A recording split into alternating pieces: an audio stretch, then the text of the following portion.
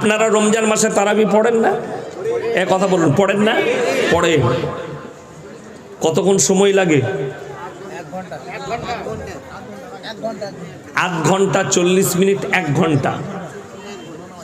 আমি জানেন মুম্বাইয়ে গুজরাটে যখন তারাবি শুনিয়েছি, 1 পারা পড়তাম, খতম তারাবি 1 পারা, 3 ঘন্টা সময় লাগতো।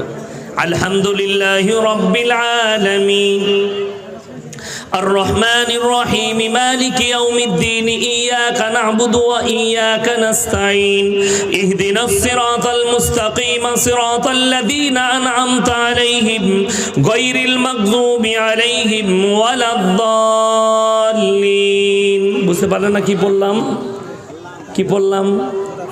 কোন সূরা পড়লাম? সূরা ফাতিহা। আর আমাদের দেশে নামাজ হয় আলহামদুলিল্লাহ মালিক ফেরেশতারাও খুঁজে পাবে না মাল পড়ছে কোথায়। আর আমাদের দেশের লোক বলে দারুণ পড়িয়ে দিলে, দারুণ পড়ে দিলে, হাই স্পিরিট একদম, একেই বলে পড়া। আমাদের দেশের লোক বলে। আর কোরআন বলছে কাদাবলাহাল মুমিনুন আল্লাযীনা হুম ফি সলাতিহিম খাশিউন। হে আমার নবী বলো, প্রকৃত মুমিন তারা, তারা যখন নামাজ পড়ে ধীর স্থিরতার সঙ্গে নামাজ আদায় করে, খুশু খুজুর সঙ্গে নামাজ পড়ে। দেখবেন যারা 5 ওয়াক্তের মুসল্লি আছে তারা নিজেদের বুকে হাত দিয়ে বলবেন, আমরা যখন রুকু করি আল্লাহু আকবার, সুবহান রাব্বিল আযীম, সুবহান রাব্বিল আযীম, সুবহান সামি আল্লাহু লিমান হামিদা, তখন অনেক মুক্তাদির একবারও হয় না। সুবহানাল্লাহ সুবহানাল্লাহ করতে করতে মালুতে পড়েছে। আর ই দেখলে আমি আর থাকি কেন, আমু চালিয়ে দিই, তো নামাজ পাই কি দি? ইসলাম নিষেধ করেছে না। শুনে ফাইন্নাহু ইয়ারা, তোমরা নামাজে দাঁড়ালে মনে মনে ভাববে আমি আল্লাহকে দেখতে পাই বা না পাই, আমার আল্লাহ আমাকে অবশ্যই দেখছেন। এটা মনে মনে ভেবে তোমরা আল্লাহর কাছে চোখের পানি ফেলিয়ে কাঁদবে। আমার ভাই, নামাজ এমন একটা ইবাদত, কোরআনে আছে ইন্নাস সালাতা তানহা আনিল ফাহশাই ওয়াল মুনকার। নিশ্চয়ই নামাজ এমন একটা ইবাদত, মানুষকে অশ্লীল কাজ, খারাপ কাজ থেকে বিরত করে ভালো কাজের দিকে নিয়ে আসে। জোরে বলুন সুবহানাল্লাহ। ভালো কাজের দিকে নিয়ে আসে। আপনি অশ্লীল কাজ করছেন, আপনি নামাজি হয়ে যান, আপনাকে বাধা দিয়ে দেবে এই নামাজ, আর ভালো কাজের দিকে নিয়ে আসবে। তারপরের আয়াত আমার আল্লাহ বললেন ওয়াল্লাযীনা হুম আনিল লাগবি মুরিদুন। মুমিনদের দ্বিতীয় নম্বর আখলাক, তারা নিজেদিকে গুনাহ কাটা থেকে বঞ্চিত রাখবে। আমার ভাইরা, আমি একবার বললাম আপনাদিকে, কি বললাম? যে আমাদের মধ্যে 100টা নামাজির মধ্যে 98 জন জাহান্নামে যাবে। তার দলিলগুলো শুনেলেন। আমরা নামাজও পড়ি, লটারির টিকিট কাটি, আমরা নামাজ পড়ি সুদ খাই, আমরা নামাজ পড়ি লোকের ক্ষতি করি, আমরা নামাজ পড়ি ভাইয়ের সঙ্গে কথা বলি না, আমরা নামাজ পড়ি মা বাবার সঙ্গে সৎ ব্যবহার করি না, আমরা নামাজ পড়ি বিবির সঙ্গে ভালো ব্যবহার করি না। আমার নবী, বিশ্ব নবী, বুখারী শরীফের রওয়ায়াতে আছে, তোমরা ততদিন পর্যন্ত মুমিন হতে পারবে না যতক্ষণ পর্যন্ত তোমার কাছ থেকে তোমার প্রতিবেশী সুরক্ষিত হবে না। আমাদের কাছ থেকে আমার ভাই সুরক্ষিত নয়, ঠিক বলছি না ভুল বলছি? আমার ভাই সুরক্ষিত নয়, আমার বোন সুরক্ষিত নয়, আমার প্রতিবেশী সুরক্ষিত নয়।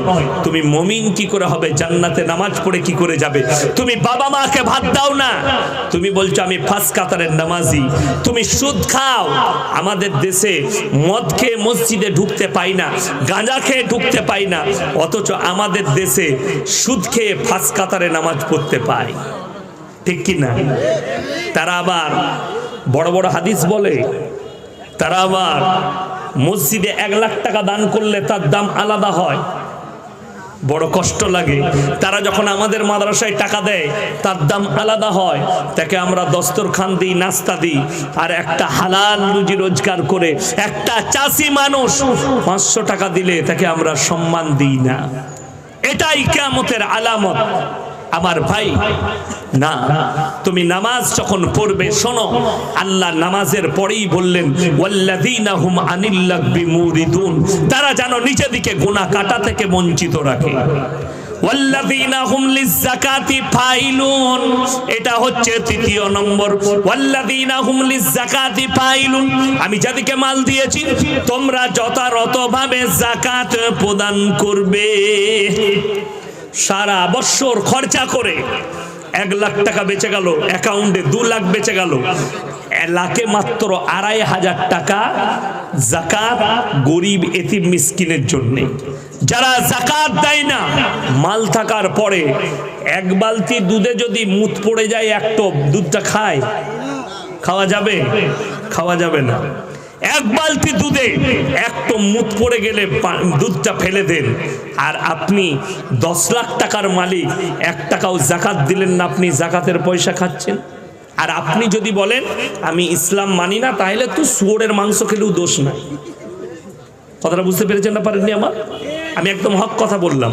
তুমি যদি বলো ইসলাম মানি না, তোর জন্য সব জায়েজ আছে, কোনো অসুবিধা নাই। কিন্তু যদি বলো আমি আল্লাহকে ভয় করি, ইসলাম মানি, তাহলে শোনো, একটা কথা মাথায় রাখবে, যাকাত যাদের ফরজ হয়েছে যাকাত অবশ্যই দিবেন। সকলে জোরে বলুন ইনশাআল্লাহ। ওয়াল্লাযীনা হুম লিয-যাকাতি ফাইলুন, এর পরেরটা দারুণ ভাইটাল। ওয়াল্লাযীনা হুম লিফুরুজিহিম হাফিজুন, এটা 4র্থ নম্বর। তোমরা তোমাদের লজ্জা স্থানের রক্ষণাবেক্ষণ করবে। এটা মুমিনদের জন্য, নারী পুরুষ সকলের জন্য ভাইটাল। তারা যেন নিজেদের লজ্জা স্থানের রক্ষণাবেক্ষণ করে। ব্যভিচার হচ্ছে আল্লাহর কাছে একটা নিকৃষ্ট পাপ, খুব নিকৃষ্ট পাপ। ওই জন্য ব্যভিচার করবেন না। শুনেলেন অনেক মেয়ে অবৈধ সম্পর্ক করে পেটে বাচ্চা আসে না? আসে না? কথা বলুন। পেটে বাচ্চা আসে, আমরা তাদের সেগুলোকে আমরা কি বলি? আমাদের সমাজে গুদা বাংলায় বেদো বাচ্চা বলে, বলে না? নাজায়েজ বাচ্চা বলে। শুনেলেন ওই বাচ্চাটা যদিও নাজায়েজ, পাপী হচ্ছে বাবা আর মা, সে হচ্ছে মাসুম। সে কি বললাম? মাসুম। সেই বাচ্চা প্রসব হওয়ার পরে যদি মারা যায়, ওই বাচ্চাটা জান্নাতি। সকলে জোরে বলুন সুবহানাল্লাহ। এমনকি পৃথিবীতে যতগুলো বাচ্চা জন্ম নেয় সবাই, আমার ভাই, যতগুলো ছেলে জন্ম নেয় সবাই হচ্ছে কি? জান্নাতি, মাসুম। তাতে সে অবৈধ হোক আর হারাম হোক, যারা পাপ করবে সেই মা বাপ পাপী হবে। কারা পাপী হবে? সেই মা আর বাপ। ওই জন্যে এই পাপটাকে জঘন্য পাপ বলেছে। পরের আয়াতটা শুনেলেন, ইল্লা আলা আজওয়াজিহিম, এটা 5 নম্বর।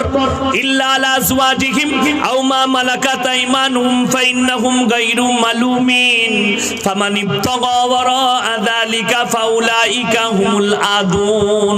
হে আমার বিশ্ব নবী, এরপরে 5 নম্বর বলো, তোমরা তোমাদের স্ত্রীর সঙ্গে সৎ ব্যবহার করবে। স্ত্রী ছাড়া যদি তোমরা অপরের সঙ্গে সম্পর্ক করো, তোমরা হবে আমার সামনে সীমা লঙ্ঘনকারী।